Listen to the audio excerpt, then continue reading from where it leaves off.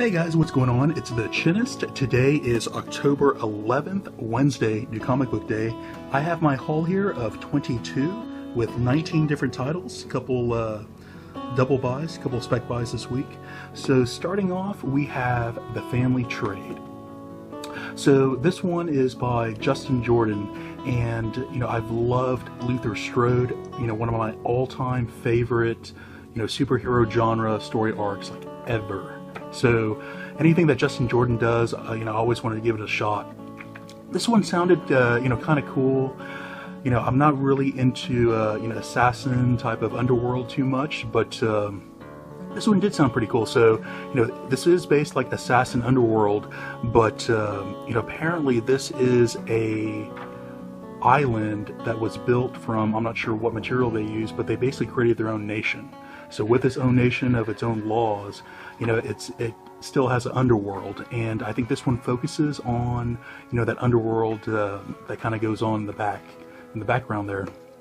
So yeah, sounded intriguing. I want to go through the first one, see if I want to pick this one up as ongoing or not.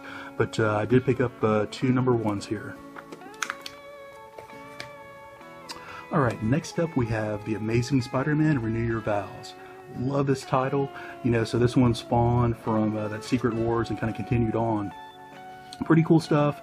Everything is really based around, the Spider family. You have Peter Parker, Annie Mae, and his wife Mary Jane. Pretty cool to where his wife, has the spider suit, so she's able to, get out there with her family and, fight crime. So this one kind of ties it up. So I think this is number 6 or 7. Oh, I'm sorry. Number 12. So this one kind of ties up Cullen Bunn's run, and apparently they're going to go to another writer. So this number 12 kind of ties up a lot of the storylines that they introduced here. So you have the X-Men crossover they did with the X-Men 90s, the 90s X-Men they did. Pretty cool story arc they had there. Mary Jane picked up Venom, in this one-off universe that's occurring here. So they're going to tie this one up, and they're going to fast forward 8 years into the future, and they're going to pick it up with another writer. So pretty cool, So Annie Mae's going to go from I guess maybe she's like 10 years old or so, maybe 8 to 10 years old. So she, we're going to fast forward. She's going to be older teenager now. So we're going to see how she adapted her powers and what's going on now in the future. So yeah, pretty cool. Really look forward to that. Okay, next up, Dark Knight's Metal.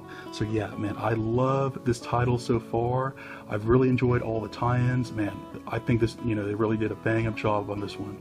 So I had the cover A. I actually have one more Jim Lee variant coming in through Midtown.com. So I'm going to go ahead and read through this one, bag up that cover A that I got, just like perfect condition.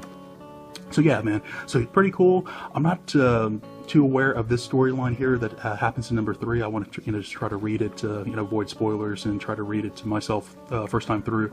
I am aware they kind of focus on Superman here in this issue, but man, if you haven't picked up Metal yet, pick it up, man. Cool storyline so far. Okay, next up, Babyteeth by Donnie Cates. Pretty cool title. I've loved almost everything by Donnie Cates so far.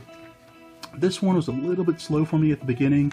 Kind of picked up a little bit more past a couple of issues, in my opinion.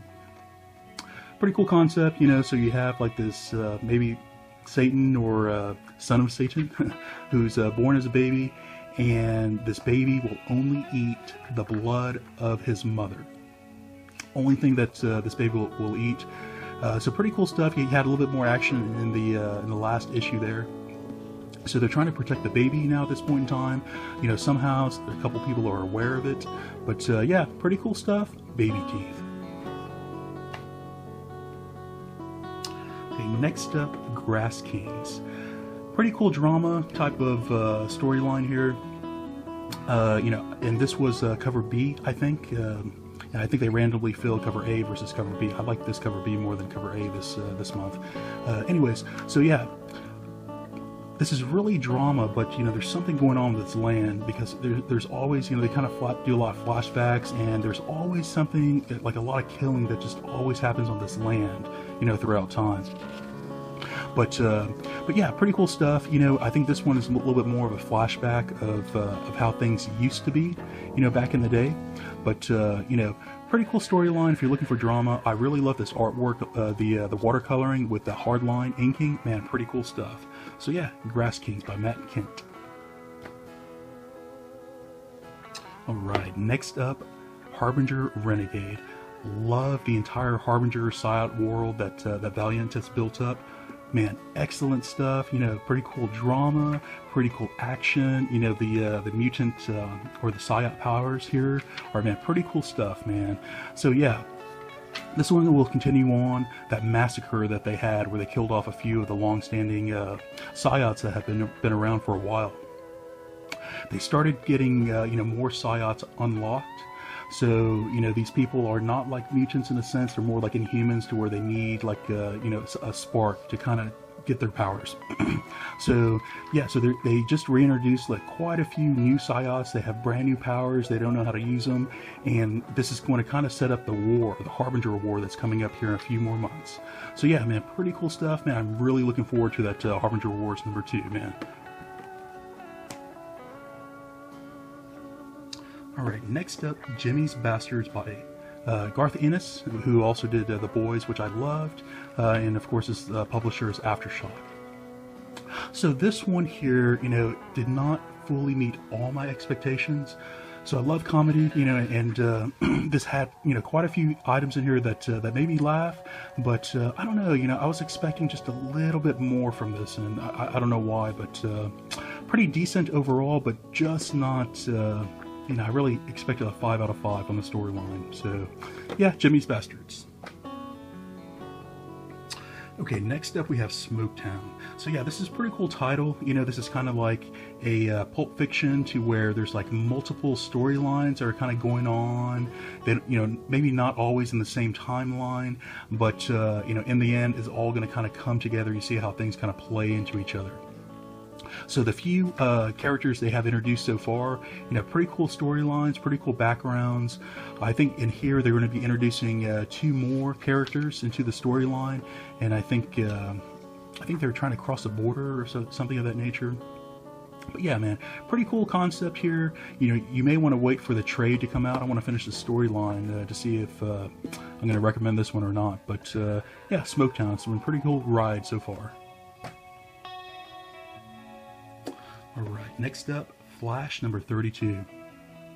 So this one kind of continues on. You know, he has his negative powers that he kind of picked up from killing Eobard Thawne, you know, again, and still learning how to cope with it. You know, he's pretty cool. You know, he's able to, you know, shoot lightning, this negative energy out now, and but this negative energy also affects his personality.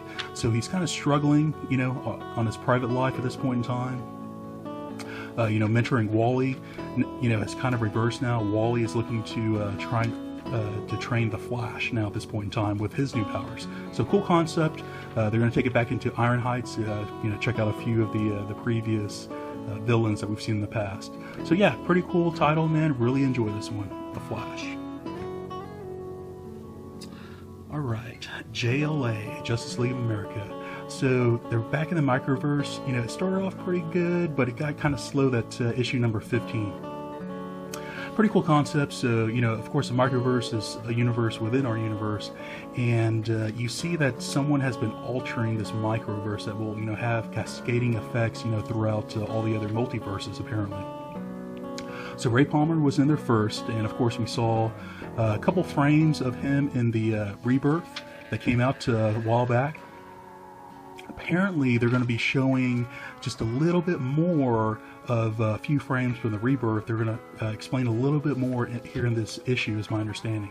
So yeah, really looking forward to see, you know, anything that that gives you clues or signs of how that Rebirth universe started. Man, really into that stuff. So yeah.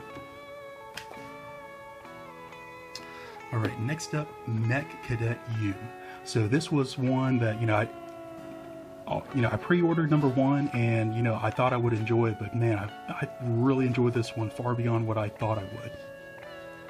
So, you know, you have these, this armor, they're sentient beings. They come down from outer space. We're not really sure where they come down, you know, every few years, and there's like a cycle, like 3 to 5 years. And they bond with these humans, So the humans know, when they're going to come, the spot they're going to be coming in. So they have this academy to train the humans, usually kids. For some reason, the robots merge with the kids for some reason. And of course, you have the janitor's son who accidentally kind of, stumbles upon one of the mechs, and he merges with that mech. So, he's in the ranks back into the academy, and he doesn't really fit in very well. You have another human cadet who is completely against him. She's piloting a mech that is completely built by the humans. I think the one and only mech built by the humans, and she just does not get along with the main proponent here. So yeah, pretty cool stuff. Mech Cadet Yu. Alright, new Superman, Kenan Khan. Man, love this character, man, great stuff. So in the last one, I think that's where they had Suicide Squad. He went against Suicide Squad. I think he lost, and he woke up, and I think this is like the 20s or 30s, and he woke up in the past somehow. And pretty funny because they have these stereotypical, Chinese, how they were drawn back in the day. I guess in the 20s or 30s. I wonder what year this is. Not the 30s, so he's in 1937. So yeah, man, pretty cool stuff. I love this brand new character they came up with. He's still learning how to use his powers, how to really, and he can't use all his powers at the same time. He kind of has to concentrate in order to have the Superman powers. So man, cool stuff. Like alternate Superman, if you're looking for that, here it is. All right, next up, Weapon X, and this is number 9. So, this title, pretty fun stuff. I wish the artwork was just a little bit more detailed, is what I was looking for here. But great storyline here, pretty cool storyline. This is, seems like just kind of like a side storyline, in general. Just a lot of action. So, if you're looking for the action, like, here it is. The storyline's not too deep, by any means, but, man, a lot of cool, like, slice them up type of action. So if you're looking for that, man, here is your title, Weapon X. Okay, next up, X-Men Blue, and this continues on the Mojo world here. We had a crossover between X-Men Blue and Gold. Pretty cool stuff to see, everyone together that I've been kind of learning as separate teams since they kind of rebooted this X-Men Blue and Gold. But this is pretty cool stuff. So you have Mojo, he kind of, I think it was like pyramids or something, like obelisk or something that dropped down from the sky. They were kind of captured, and you find that it's, Mojo kind of pitting them up against each other, like in these little, death world, danger room type of scenarios. And man, pretty cool stuff. So there's, just tons of action here in this one issue. So yeah, looking forward to reading this one, X-Men Blue number 13. Okay, so this one, I guess this is actually a back issue from last month, whenever this came out. So I think I totally missed this one. I don't really recall this one for some reason. So number 2 of Lazaretto came out today. So yeah, this sounded like a pretty cool concept. So this all takes place on a college campus, and apparently there was some sort of virus that broke out, like a extremely dangerous virus. So the campus, or many places, I don't know if it's just the campus that's infected, but there's a complete lockdown quarantine, and this kind of talks you through, the students, kind of what they're going through and things of that nature. So you see that, this virus completely screws you up, and, but they're still college students, so they still want to party and do other things, while this is all going on. So yeah, it sounded like a pretty cool concept. I'm going to read through number 1 and 2 and kind of see what I think about picking up as ongoing or not. Okay, next up we have Batman Detective Comics number 966. So I typically do not pick this one up as ongoing, but just kind of hearing about this one, how this one issue was really focused around Tim Drake. And man, Tim Drake is, I really love Nightwing, but, Dick Grayson, but man, Tim Drake was always my most favorite Robin, to tell you the truth. So when he kind of came into the comic world, that's when I, really started collecting, so I had all his titles. The ongoing thing with Tim Drake that's really cool is, by far he was the smartest of all the Robins. Even though he did not have, the fighting skills that some of the other Robins had, he was always the smartest. And when it goes back to Batman, you know, I really enjoy Batman because, you know, his portion on Justice League is he is the, you know, one of the most intelligent guys that are out there, and that's what he contributes to the team. So, you know, that Tim Drake kind of followed what I enjoyed of Batman, to tell you the truth. So, you know, I don't know, I just always gravitated towards him. So yeah, so you know, that aside, this also kind of tore back into a lot of pre-New 52, a lot of the Jeff Johns run when Tim Drake was part of the team. So yeah, man, it sounded really cool. So I want to pick this one up really just for that the Tim Drake storyline. Okay, next up we have a #1, the Falcon. So, you know, so this is Sam Wilson is, you know, he put the shield down and he's picking up the moniker, not the moniker, but put the costume back on of the Falcon and pick up that legacy again for him. So cool concept. You know, I heard a little bit of some negative reviews, I guess, today in regard to this issue. So I'm going to read through it, see what it's like. I was not planning on picking this up as ongoing, just really wanted to pick up a #1. But yeah, Falcon. Okay, next up, we have Atomahawk, and I actually picked up 2 of these, and these are magazine size. It looks like it just kind of barely fits on that screen there. So yeah, so this is another one by Donnie Cates, and apparently, you know, this is really a reprint. The original storyline, I think, came out in Heavy Metal, is my understanding, and you know, I love Heavy Metal. So this storyline seemed kind of cool. It's all about this axe. And apparently it's like some magical axe. This axe is like, you know, alive, kind of like Mjolnir in a sense. And this is the main character, some sort of like cyborg, skeleton, robot type deal.